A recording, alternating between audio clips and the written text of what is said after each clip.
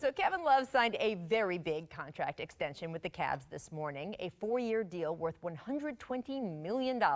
We maybe should have known something was up when Love started Instagramming himself flying on a private plane yesterday, or making it clear he was celebrating something last night by posting several bottles of wine.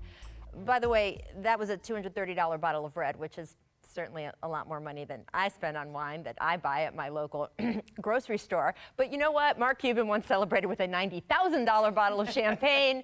Kev, you just signed for $120 million. Just saying. Anyway, this contract is a very nice reward for Love, who has been an extremely good soldier during his time in Cleveland.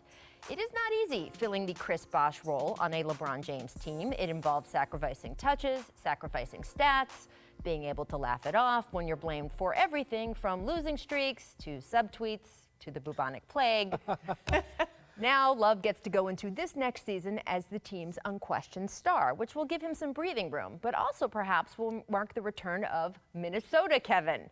That Kevin Love was a force, by the way. In his final season with the Timberwolves, Love averaged 26 points, 13 rebounds, 4 assists per game. Of course, he was 25 years old, and he hadn't suffered the wear of the injuries that have plagued him in recent years. Still, not crazy to expect Love to put up some very nice numbers next season, which leads us to the Cavs as a franchise and their strategy going forward. You know, as soon as LeBron left, there were plenty of calls for Cleveland to tank, and honestly, initially, I was on that side of the fence myself.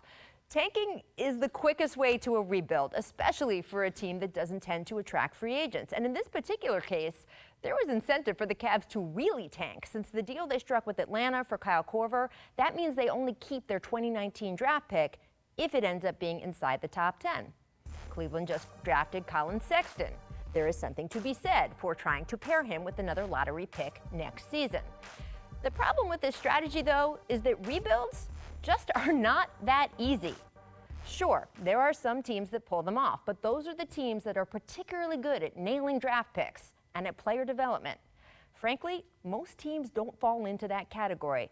Cleveland certainly has never been known for either.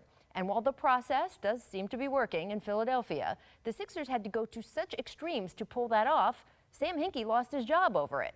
Meanwhile, ask the Magic, or the Kings, or the Suns, how that whole just get a couple lottery picks and you'll be good plan has been working. And even if you do end up like, say, the Timberwolves, who after rebuilding, and then rebuilding, and then rebuilding, you finally break back into the playoffs after 14 years, then what? How big is the next leap to get back to being really good? Forget winning a title or even making the NBA Finals. The Clippers have been around for 48 seasons and have never even made a conference finals. Not once. The Wizards have gotten there before when they were the Bullets, but they haven't been back in nearly 40 years. So if you're Cleveland and you're looking at that kind of possible future versus locking up a 5-time All-Star in Kevin Love, who will help fill the seats and keep you at least maybe in the postseason hunt in a weak Eastern Conference, well, I'm on board with the decision they made here. It's as good a bet as any. And hey, if it blows up in their faces, at least Kevin can buy everyone a very nice case of wine.